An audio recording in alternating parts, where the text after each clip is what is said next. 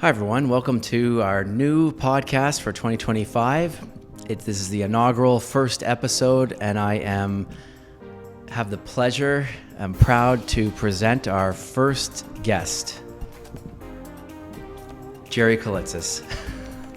So I'm now downgraded to a guest? Is that what you said? Downgraded to the guest now, yes. Some clients may have received the card in the mail and read it. Some may have overlooked it, and some may not have had a chance to reach out or to hear from you, or you to chat my with. official retirement, is that what you're saying? Your official retirement, My yes. official retirement, Congratulations. Yes, thank you very much. It does feel a little different, but I'm not really complaining. I don't think I really miss regulators, emails, risk people sending me documents. I don't miss any of that. I do miss the people, I will say, the clients, but I'm sure I'm going to be crossing paths with lots of them anyway. So far, so good. What's the date today? It's only been about 6-7 business days so far. So we'll save it for, maybe we'll have you back on before the end of the year to see how retirement's going. going. Isn't it one day at a time? Isn't that what you used to say to me all the time? Retirement one day at a time. Yes. Yep. Okay. Well. But so far, so good. I can summarize so far, so good. So far, so good. That's good. I'm happy to hear. So I wanted to. So we're going to be chatting throughout the year with different guests that I'm going to bring on, and I think we're going to have you on a couple of times throughout the year. I'm honored. So, and we appreciate you coming back in, making the time. And we're going to bring on some accountants, lawyers, and an in-home care specialist, and just different people that I think can provide value for clients, and hopefully have some good conversations.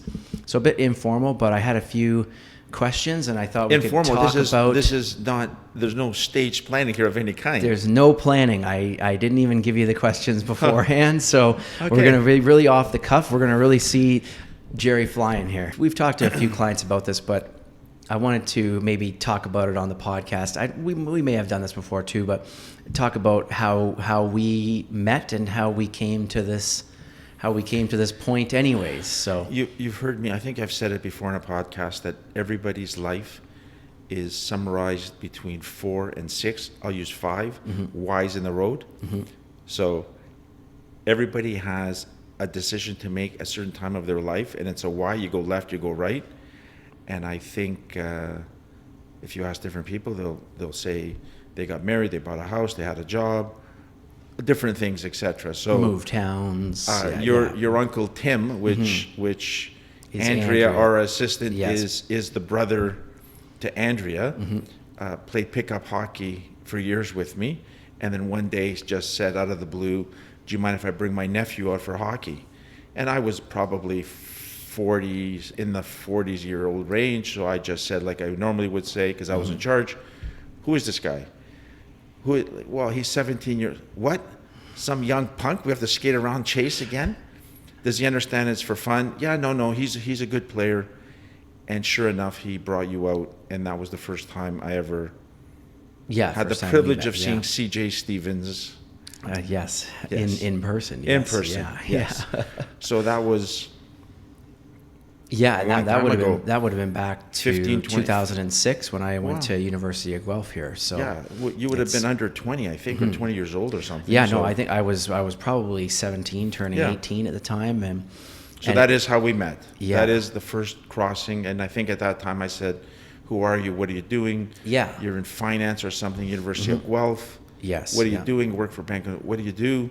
And then it was kind of an overlap of what I was doing, and I just said, "Why do you want to work for the bank?" Well, but it took years for that, and I think that's an interesting part of it too, that for as many conversations as we had over those years. But so I wanted to run through maybe a few questions here about your career and things that you've learned, and anybody that's had a chance to meet you, still learning, knows how. There you go, and that's great. And anybody that's had a chance to meet you,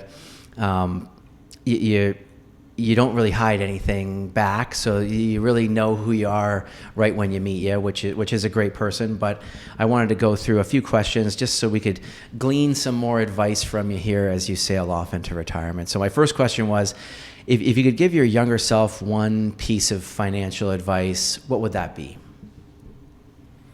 Well, I would probably say read some books, listen to older people, even though they sound crazy. See if you can pick something up from somebody who's at least double your age. Mm-hmm. And it's an interesting theory, because usually the people above us don't know anything anyway, because we know everything. Mm-hmm. But that would be my number one thing, is just listen to older people, what they're saying. That would be my number one thing. Yeah, that wisdom, and I always say it's not. I mean, for me to take that, I don't think it's just necessarily older people. I think you've always said when you meet anybody, don't be jealous or anything, and No. and try to see what they're doing and what good characteristics you could pull or what you could learn from that person. Every person knows something that you don't know. Mm-hmm. Every single person. So there's not a person you could meet that doesn't know something that you don't. So why not learn something? Yes. Yeah. No. I think that's a good one. Yeah. Looking back, what was the most pivotal moment in your career? The pivotal moment in my career. Well, it was probably before the career of financial planning, or just my career. Yeah, I would say. I mean, I know you've had other jobs and done other stuff, but you have done this for 25. I'd say that's a career. How many years have you been? You started. I started in '97, so it'd be 27 years or 28 years in the financial. Yep. So I would think how I got involved here. I always read about investing and RSPs and just general stocks. It was just an interest. Not that I did it, but it was something of interest. So when I graduated from university at Laurier, lots of my friends went out and got jobs or were offered jobs, and I kind of looked around, and then my family business needed someone, so I ended up going there, which ended up being the best move I ever made, because I ended up crossing paths with all kinds of different people, clients, customers, learn from people. What was the family business? The family business was actually, we're literally in the same location. Yeah. It was a women's clothing fur store. Mm-hmm. My dad was by trade, was a furrier by trade. Mm-hmm. Leather coats and stuff like that. So I became kind of an office manager, and I got a taste of the managerial part of business, like really. And obviously that has nothing to do with finance, but what ended up happening is lots of people I crossed paths with had a lot of knowledge in finance, and I think I learned a lot from lots of different people. And it led me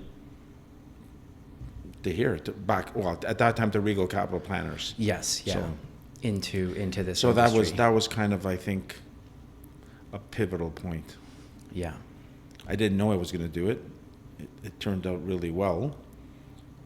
I guess in hindsight, because it would be very difficult for somebody to do what we do right now out of the gate, just to walk in. The industry's changed, and it's hard to just get started on your own. Well, I would almost say it's impossible, because you have to have a dealer, and the dealer who's going to take you. But if I could go back, I would have tried to do it 10 years earlier. But again, that would be my pivotal point, I think. Sure, there's not any other pivotal career moments for you? Maybe in 2014 or something like that? Anything happen? Anything change in your career?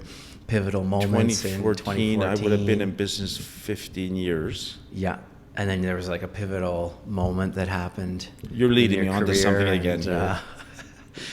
I mean, Oh, when you arrived. Oh, that, yeah. Well, if you said it, so. Yeah. No, I'm not sure that was the pivotal moment. It may have been more pivotal for you. Yeah, well, I have no regrets. Certainly. I have no regrets. Yes. So I'm not here to criticize. I have no regrets. But, at that time, it was to the point, back to like I was telling you before about compliance, doing paperwork, processing. Yeah. It was not my strength. Mm-hmm. And it was a very good move getting someone in like yourself to do that kind of stuff, because I'm happy meeting with clients. I was not happy being bogged down trying to keep up with all the compliance stuff. Yeah, that's all processing. So, and the rest is history, as they say. But yeah, the rest is history. Okay. Moving on? What's the biggest lesson you learned from working with clients over the years? I think clients,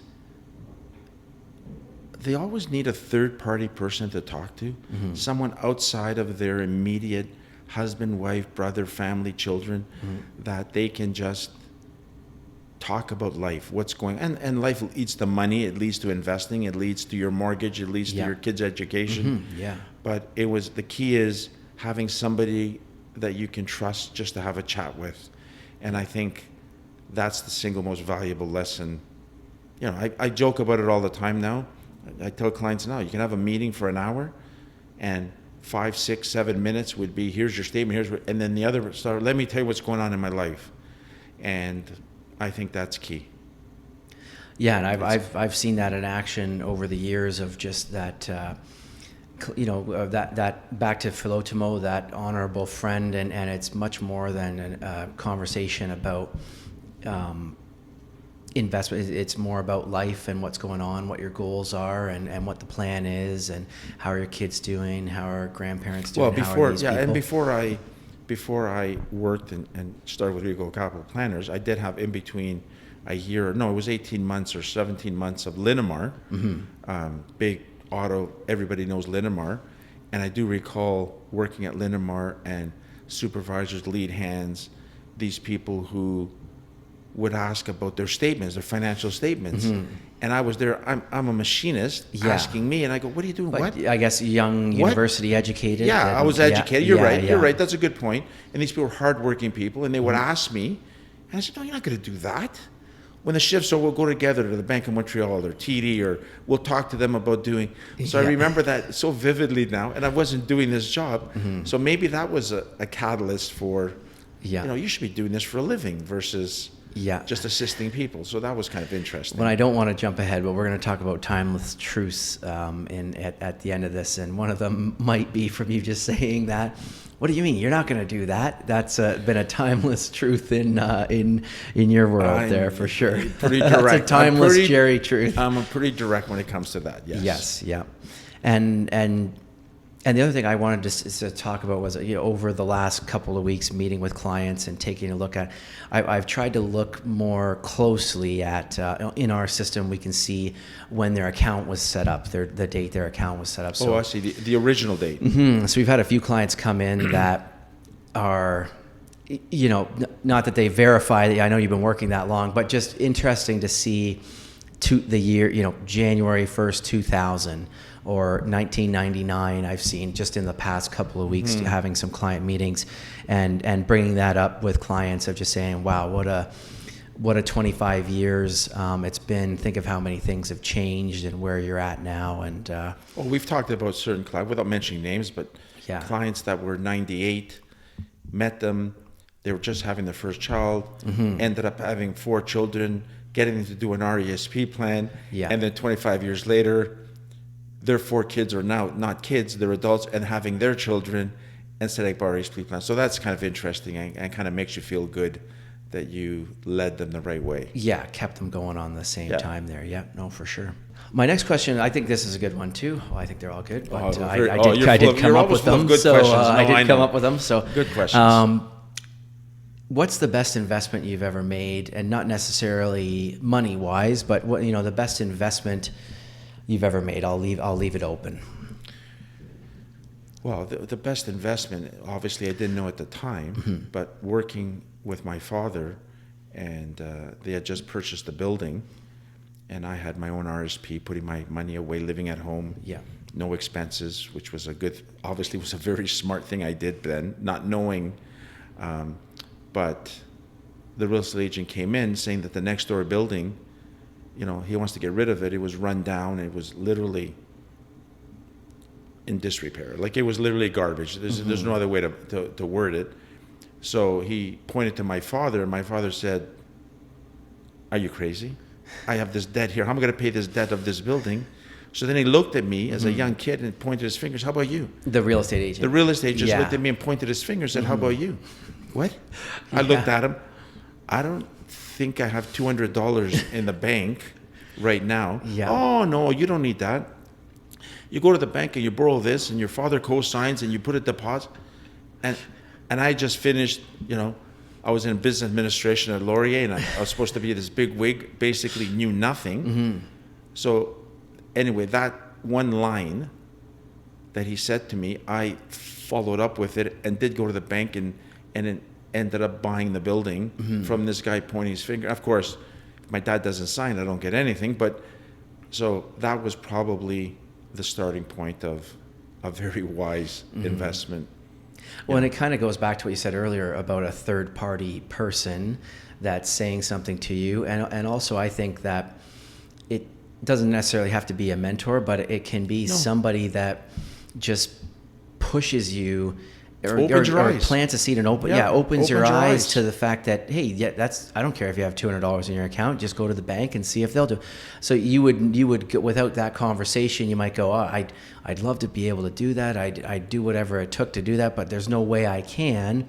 But sometimes it takes somebody going, hey, it is possible if you did this, this, and this. Yes. And I think it ties in nicely with your earlier comment about third-party people. Whereas if your dad said, maybe if your dad had said, you would have go, I don't know, Dad, I'm not sure if I could, pull that off or whatnot. But it is really important to always hook up and listen to people and become friends with people that you can see, this guy, he knows something, I should just listen to him. That's why I've never been jealous of anybody. I've never been envious. I like to see people succeed. It's been the more a person succeeds, the happier I am. So most people, geez, how come it's not me? Buddy, learn something from that person. And that's the key. Just learn something. Yeah. And things will go okay. Yeah. So what financial mistake over the years did you see people make most often? And also, because we are actionable financial planners here, how could they maybe avoid people it? That know me know that I don't like unnecessary debt. I don't like an accumulation of I always call it stuff, and I buy stuff too, so I'm not immune to this. Yeah. But people have a tendency of buying stuff, and you have to pay for it. And the world that I lived, that I first came, was a world of cash. You have it, you buy it, and now the world is credit, where you can buy anything you want instantaneously. Yeah. So I think we get trapped into an accumulation of stuff. That would be my biggest, and me too. I'm not saying I don't buy stuff too, but I think we have to kind of take a step back and make sure we enjoy life and don't fill it with stuff. Yeah. You know what I mean? Yep. Like it's hard to describe that, but I think it's I feel like you're trying to say, not you don't need to go on big trips, but try to do more memorable things, or spend time with family and friends that you make memories, instead of buying a new widget to. Nobody will remember the cost of things. They'll remember the memory of it. So if you do stuff that has lasting memory, it'll always be with you. You won't remember what it costs. You'll remember what financial aspect of it was, or how much you had to say. You'll remember the memory. But stuff, the stuff will come and go. You won't remember any of the stuff. Yeah. So you're right. I agree with you. It's the memory. Figure a way to create memories. Yeah. If you could give one piece of advice to someone starting their financial journey, what would it be? Have some discipline. Have some kind of a plan. Not make them cry right off the bat. We want to win them over a little bit before. I do recall. Now that you're putting me on the spot, I do recall in your early years with me, some young person your age. That person would have been mid-20s. Came in and talking to, I think it was a young lady, talking to her, and almost had tears in her eyes because she was doing very foolish things that I didn't like. And you she might not have been the only one. Okay. But yeah. And you said when she left, boss, take it easy. You can't make the people cry. I'm not making anybody cry. Yeah, she's in tears. But I can't remember if it was her, but there was a person who specifically... I'm not sure if she ever came back, but it might not have been. There was a person who specifically... I can't remember how it happened. I should remember the name by now, but thanked me for being so hard on her. But I wasn't trying to be hard. I'm not trying to be hard on people. I'm trying to say, what are you doing? Like, yeah, and I think who's that guy on TV? That guy that always... Is it Ramsey? Who's it? Ramsey? Dave Ramsey is one guy. He's always hammering people. Yeah. And I listen to him, and he's a little over the top, etc. And it's almost like, am I supposed to be like him? Like, I'm on your side. I need you to figure out life and go forward. And but you know what? If you buy stuff and you dig a hole with a shovel, you can't pay for it, and next month you buy more stuff, what do you think is going to happen?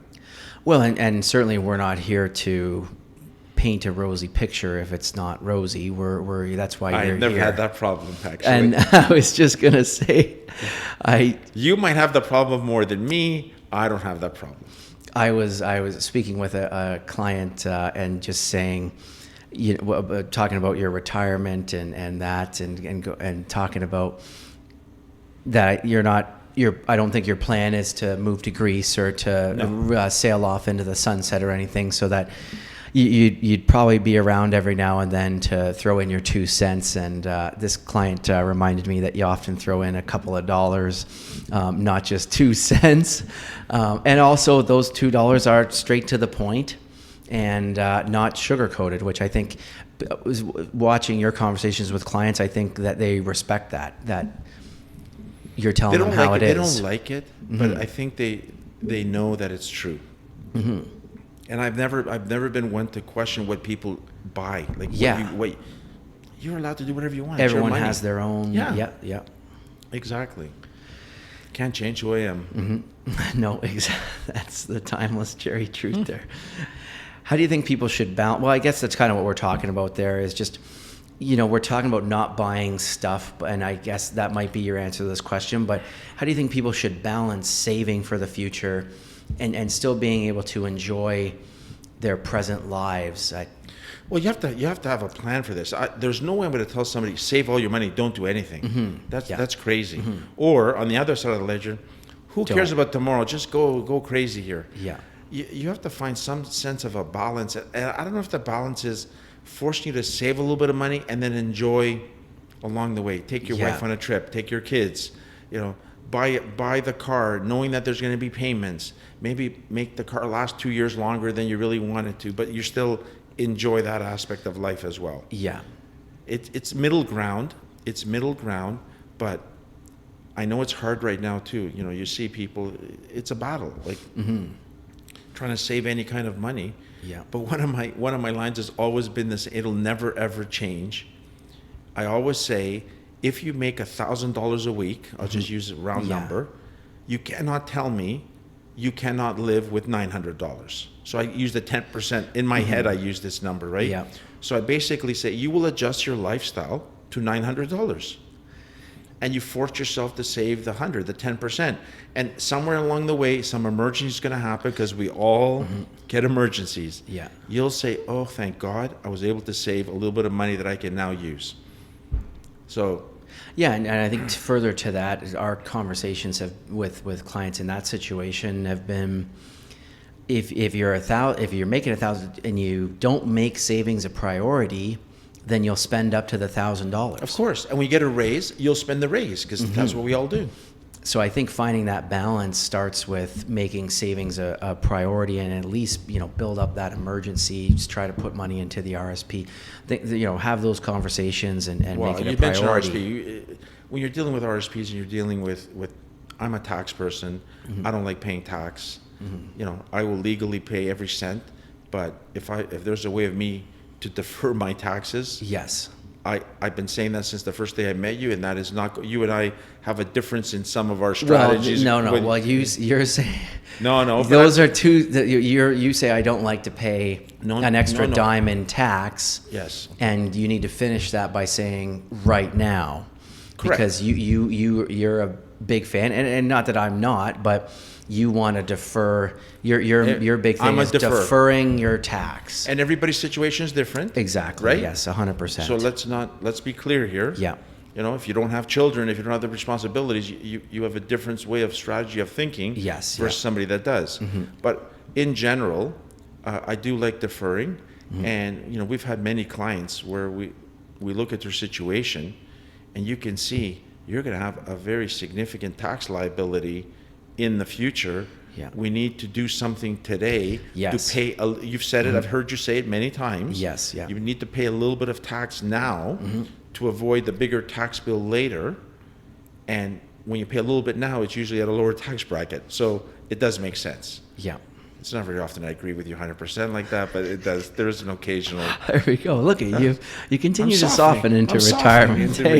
This is, you got a big smile on your face. It's good. Okay.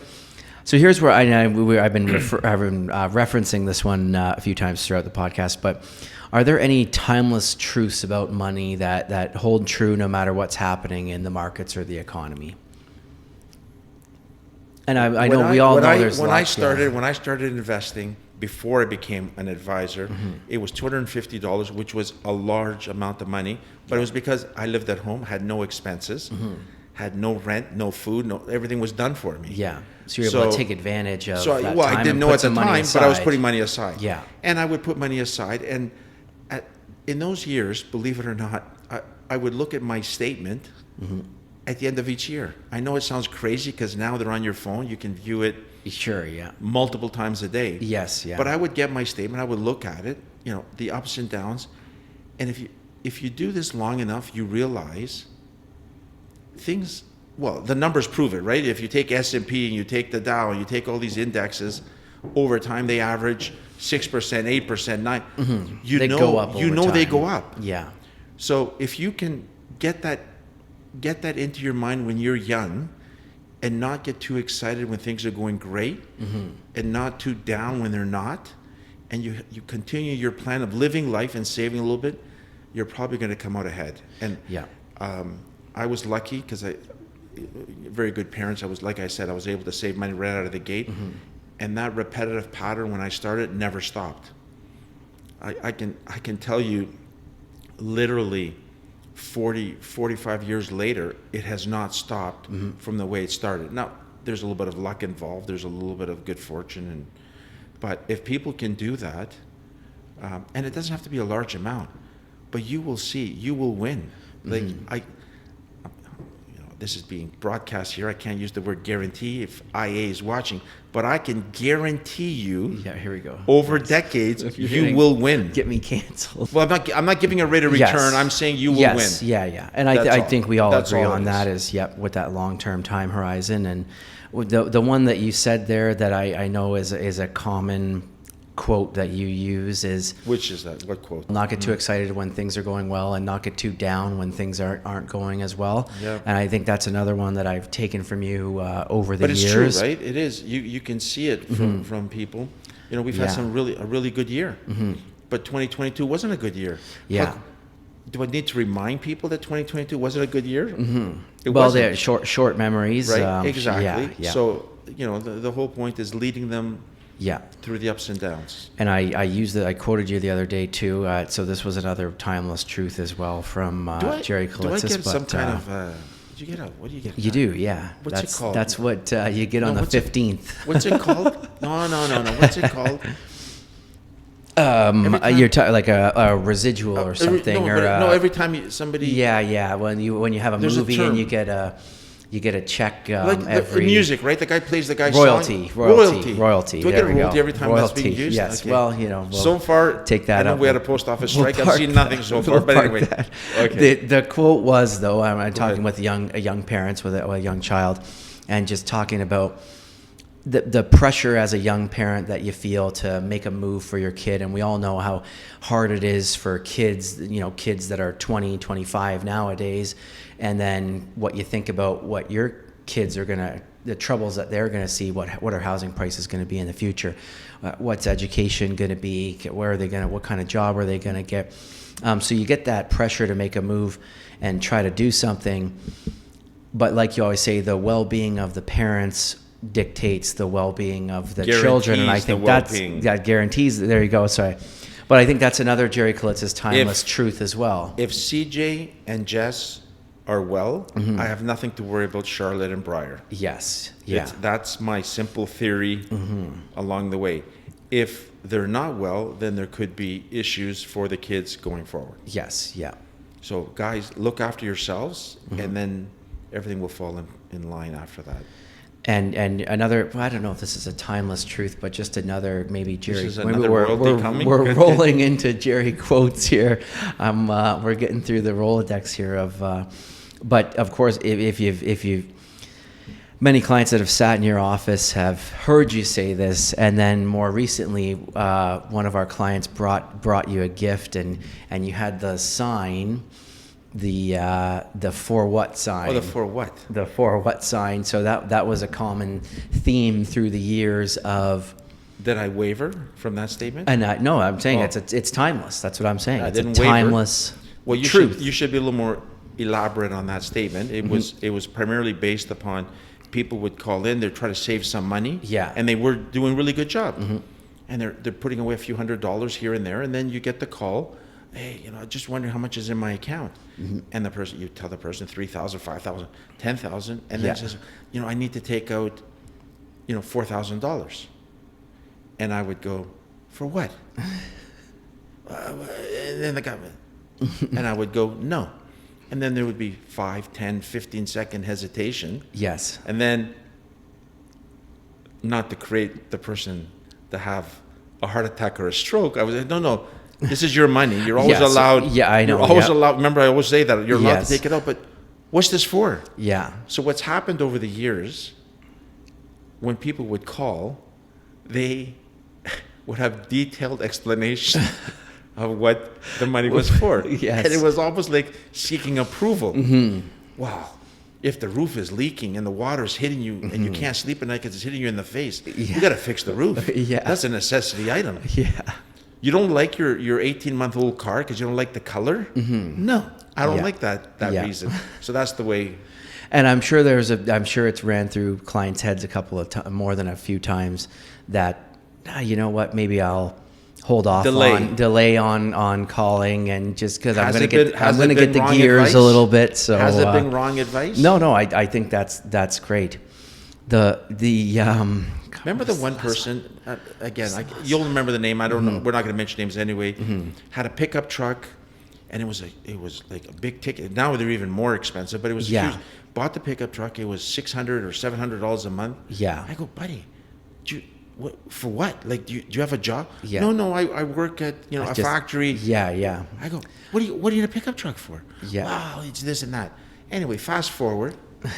It was 10 months later. He drove a Mazda sedan, and he drove this little car. No, there's anything wrong with the Mazda sedan, but it's just there's a large difference between that.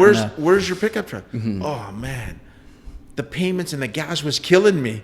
Really? Yes. So yes, I recall that story. So that was pretty funny. And I finally got this out of we have a number of clients from a family and an extended family, so we've had the opportunity to work with a lot of them through the years, and of course you've worked with them over probably the last couple of decades. And so as they're approaching retirement now, I got let in on a little secret, and the secret was that every time they come to a meeting with us, Jerry says, no, they want to retire. You're talking. They want to retire. Yeah, we're talking about retiring, Oh, and they're getting closer to retirement. So we go through our retirement planning and projection and that. And I can give you a compliment. You have a fabulous tool that has pages and pages of data that tells you what's going to happen. I'm going to give you a moment at the end as well to say whatever you want to say about just I'm going to leave it at the end. No, I'm giving you that's a compliment. Yes. It is something that everyone should take advantage of. It's eye-opening. Yes, yeah. We're not here to make you feel good. Like I said, if the picture doesn't look rosy, then we have to figure out the strategies to make it look a little bit better. Yeah, exactly. But the the running joke in their family that they divulged to me, and just in case any of them watch this, I'm not going to say which we're one not of gonna them, mention names, but it's which one of them let the cat out of the bag on this. But they said they have a running joke here where every time they came in, Jerry would say, "Another 2 years before you can retire." Was always the 2 more years was but they the asked to joke. retire, and then I look at their situation, and I said, "No, can't retire." Yeah. And what was the reason?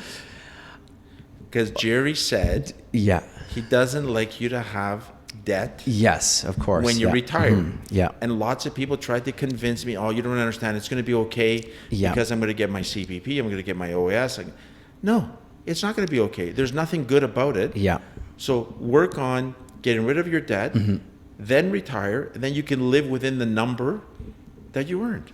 And I think that answers my next question. Was going to be one piece of advice you'd give to somebody approaching retirement today. And I was almost going to jump in and say it because... Well, I know I'm going to get shellacked because there'll be people that have debt and they've worked hard, had enough. I can't alter 40 years of your past, right? Yes, yeah. But if there's a way that you can work on slightly changing your lifestyle to get rid of your debt before you retire, it doesn't change my view. My view stays the same. And there's strategies too, which we've talked. And some people say, well, I'm going to move to a quieter neighborhood where the Or places sell a bigger house, buy a smaller one. Or the downsize, whatever the term they use is. Yeah. Yes. There's things like that, but yes, I certainly know, and certainly if you've been in the office and having a conversation with you about retirement, that's definitely one. I think your brother Andy was pointing that out, maybe a bit more colorfully the other day as well. Have I altered my viewpoint on this? No, and okay. I wasn't implying that you altered your viewpoint. Have I isolated to certain people? No. It's universal. Across the board. Yes. Yeah. And I think good advice as well. I think it's excellent advice as well. So as much as we smile and joke about that, we're financial planners, CJ. You have people that can borrow money, have the ability to leverage and borrow money, and invest it. And over the last 10 years, if you invested in real estate, even stocks, you probably would have done well. You had to make the payments along the way, but you would have done well. Yeah. So they can argue with me, and they probably would be correct. But in making a general statement, I will hold by that statement every single time. Yeah. That if you don't have the big debt is your mortgage, right? Your big debt, right? Yeah. Everybody has a credit card balance you pay, but if you can figure a way to get rid of that kind of stuff, I think you live a good retirement. Yeah, I think really that's a good caveat. I mean, people use credit cards and pay them and that in retirement. That's not what we're saying. It's the mortgage debt and lines of credit that you're taking money out of your investments and to pay off the mortgage every month, and it just eats into your portfolio faster. So. Which leads to your financial tool that when you plug in the numbers, putting a plan together, and then you tell the person, and I watch you, and you say, well, it's going to be tight because you may run out of money in late 70s. Yeah. Well, you know what my response to that is every time? It's an automatic no. Yes, yeah. People live till late 80s and 90s. Yeah. So I don't like it, so there's no way I'm going to say, oh, you'll be okay, when I don't feel comfortable saying that. So. Yeah. Who's had the biggest influence on your approach to money or business?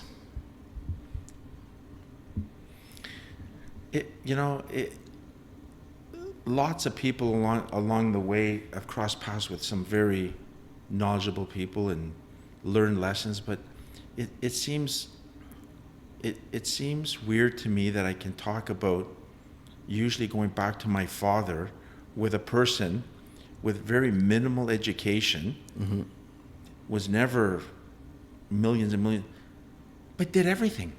So how was he able to do everything he did with what he made? So somewhere along the way, he must have done something correct. And probably lots of times along the way. No, but it's really weird sometimes when I stop to think about it. There is no question.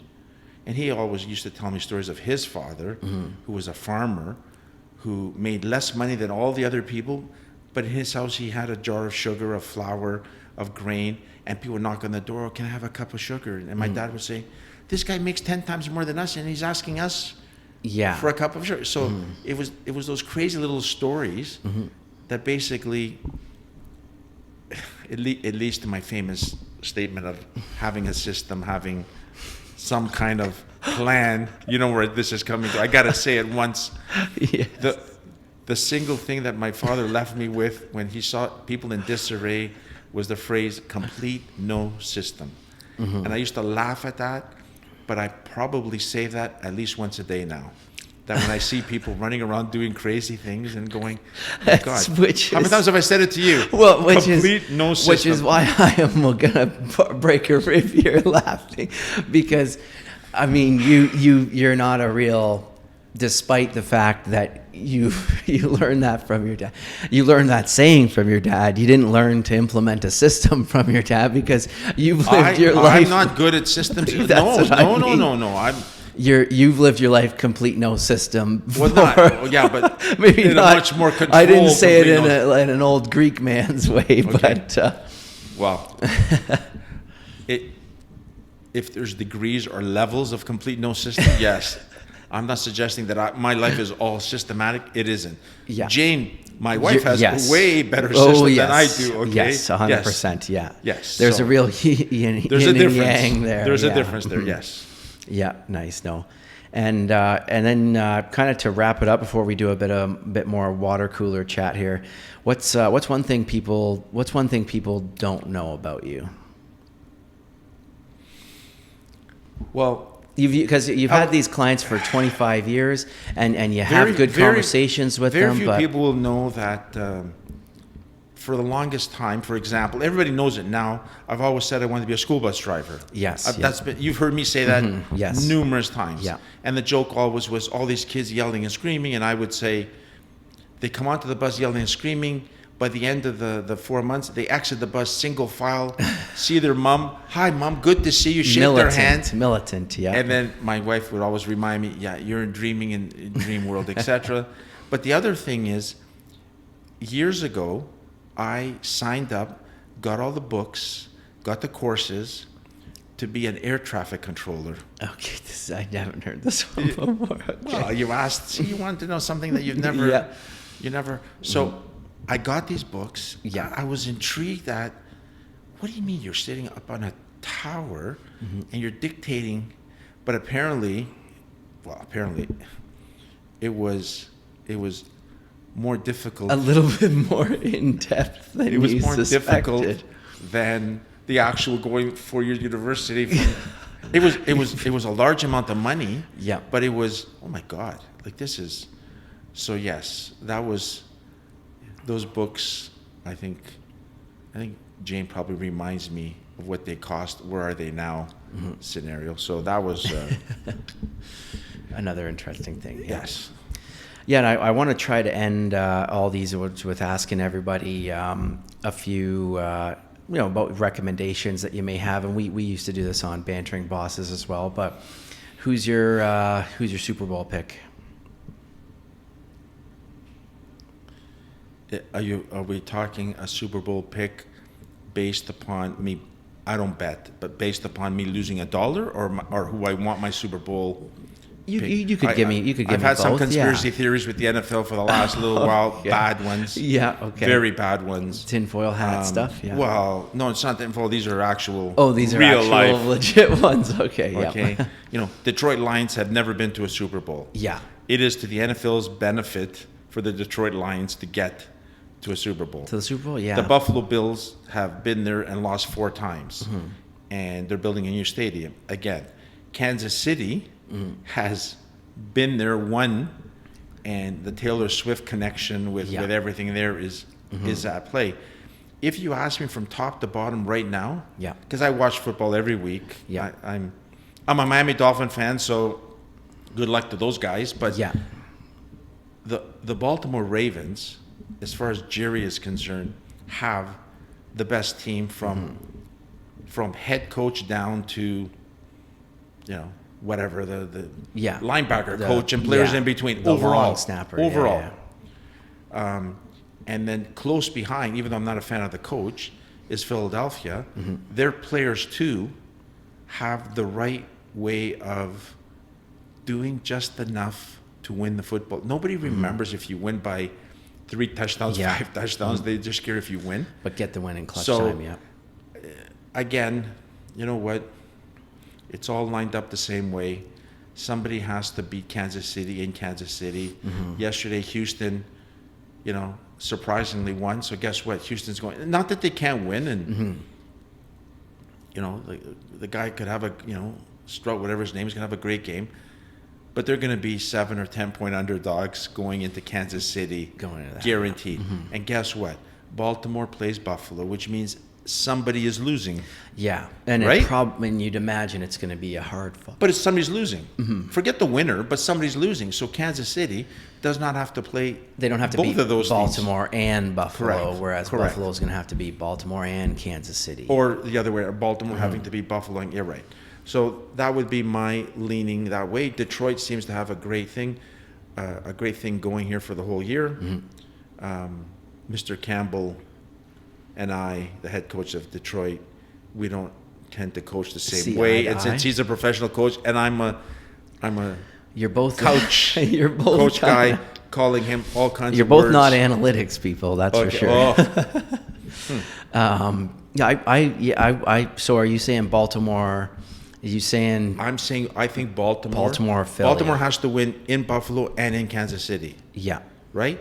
Let's say Baltimore beats Buffalo. Yeah, it's tough, yeah. Very tough. But Houston comes out of nowhere and beats Kansas City. Yeah. So can you see Houston beating Baltimore? I don't see it. I'm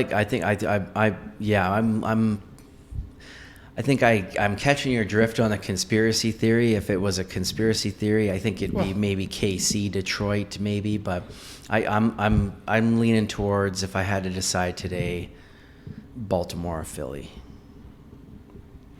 You're not going to get any argument from me. Yeah. Although I would love to see. I'd much rather watch one with Buffalo and Detroit. For whatever reason, I can't really tell you, but just I like those teams better, I think. It would be more entertaining, I think. Josh Allen, I'm not a fan, but there's no way I'm not tipping my hat to the quality of him, of the way he's playing. Lamar Jackson is a whole different. He may lose, but he is by far the best quarterback I have seen in a very, very long time. Everybody knows from years of working with you that you are a Leaf fan. So is this year different for the Leafs?